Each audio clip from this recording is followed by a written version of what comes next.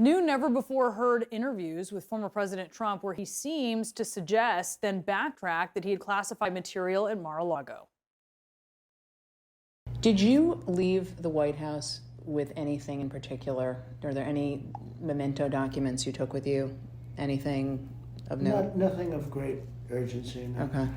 I have great things though, the letters, the Kim Jong-un letters, I have many of them. You were able to take those with you? Look at what's happening. Wow.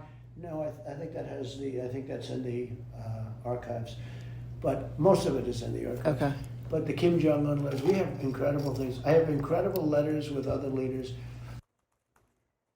That was Maggie Haberman interviewing Trump. She is the author of the new book, Confidence Man, The Making of Donald Trump and the Breaking of America. CNN political analyst Maggie Haberman, also senior political correspondent at the New York Times, with us now on this.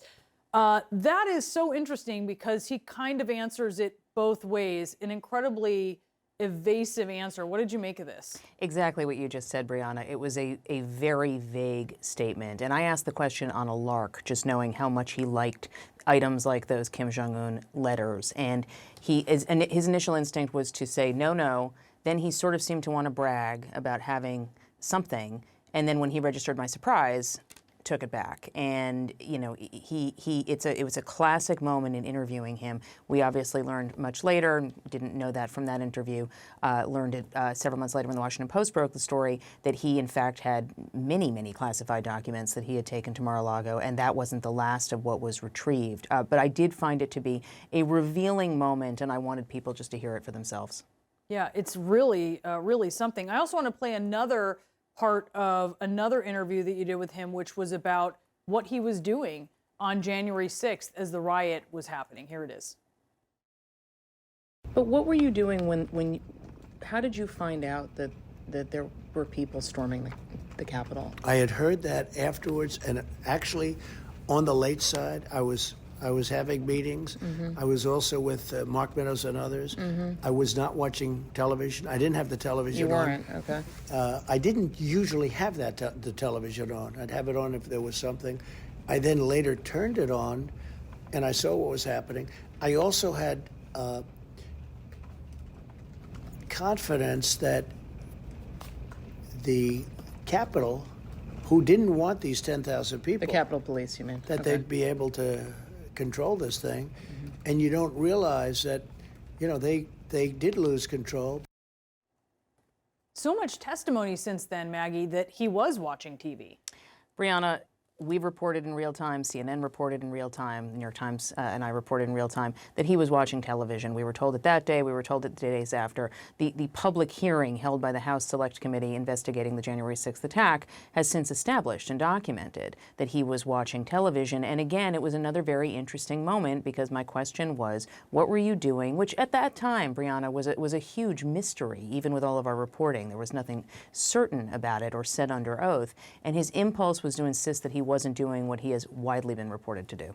When you said that to him, when he said he wasn't watching TV and you said you weren't, okay, did you know at that time that he was lying to you? I assumed that this did not necessarily comport with reality. It certainly did not comport with my understanding of it. But again, because we did not have House testimony, we did not have any of the items that we now have in terms of people being under oath, it was less clear and it was still unclear exactly what he was claiming, when he learned about it or how, but we have since heard testimony that he was very clear on what was happening throughout. I'm also curious what he told you and what you learned about how he related to Mitch McConnell, which I think is especially pertinent right now in light of what he recently put out on social media about Mitch McConnell, saying that he has a death wish, and with this racist insult of his wife, who is former President Trump's former transportation secretary.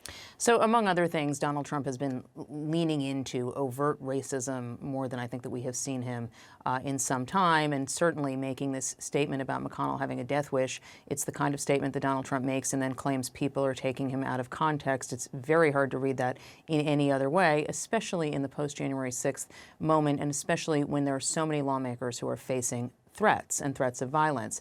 What I make of it is that Trump is looking for a target. I think that he is very angry at McConnell for a variety of reasons. Trump has never acknowledged that Mitch McConnell protected him as president over and over and shepherded his agenda items through the Senate, and he has just made him a focus of his ire, and I expect that will continue, Brianna, after we leave the midterms. Why is that? Is that because he would prefer a full embrace, a full rhetorical embrace? I think it's a couple of reasons. I think one, he would prefer a full rhetorical embrace. I think one is that McConnell was very, very critical of Donald Trump's role in the January 6th riot at the Capitol. While he did not vote to convict him in the Senate impeachment trial, he gave a pretty blistering speech, and I think that Trump reacted to that pretty aggressively. But these were never people, Brianna, who had much in common. McConnell clearly did not think much of Donald Trump, but did accept that he was the leader of the Republican Party and tried to get what policy initiatives that he believed in through. Donald Trump, I think, knew that Mitch McConnell did not think very highly of him and reacted to that. You also have some really interesting reporting in the book about what is, I guess, sort of casual racism and homophobia, and instances even where Donald Trump assumes people of color are there for a certain role when they are not.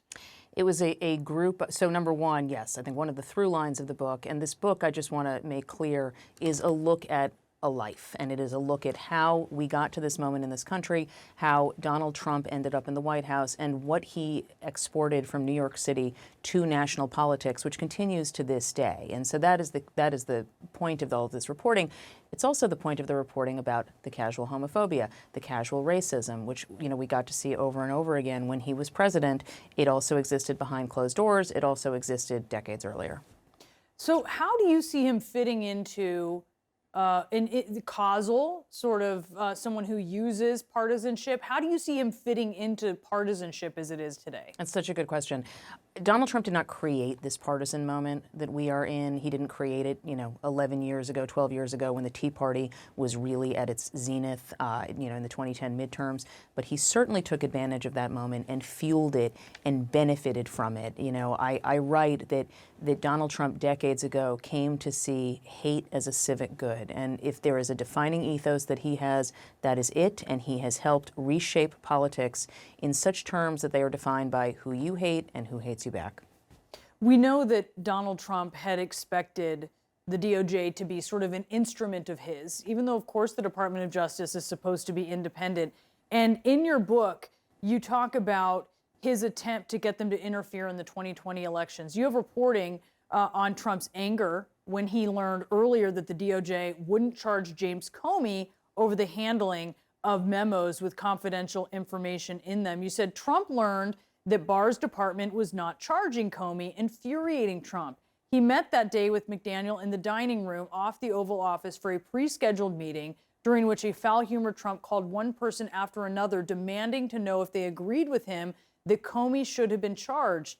Trump paused for a moment, then he reached for a remote control sitting on the table before him, picked it up, and threw it at the credenza along the wall. This is a pretty revealing moment. I'd point out that the remote control was there because, in fact, he often watches television and watched television in the White House, despite what he said. But yes, it was a very jarring scene. He takes this remote, he throws it against the wall. He has a penchant for throwing things. We heard testimony about this in the House Select Committee from Cassidy Hutchinson that I have had other sources tell me was true about an incident where he threw food. I have a scene in the book from decades ago where an employee quit and he threw something at the employee. When the employee quit the Trump Organization, one friend recalled it being a shoe. This is a pattern with him. This is something that comes up over and over. So looking to 2024, what are you seeing? The moment I'm seeing somebody who has backed himself into a corner and who I think has to run for president. Now, whether he does and whether he announces and stays in, or whether he just continues running and becomes the nominee again is obviously an open question. He is clearly a formidable presence within the Republican Party. I think that people underestimate that at their own peril. And he has a way of coming back when people think that he is done. That is also one of the narrative arcs through this book. But right now, he does not seem, by all accounts of everyone I talk to who is in touch with him, his heart doesn't seem into politics the way it once was. he doesn't have that sort of fire in his belly, right? Does he have the energy? Does he have the stamina? I mean, we've seen the rallies. He certainly seems to have the stamina to go through the rallies still. What isn't clear to me, Brianna, is that he really has the desire anymore. I just think that when you have been a president and you are going back to doing rallies, you know, that was not actually the only thing that he liked about being president. He liked the power and he liked the trappings of the office. And when you are reduced to playing rallies over and over again, I think that you know, gets in your head.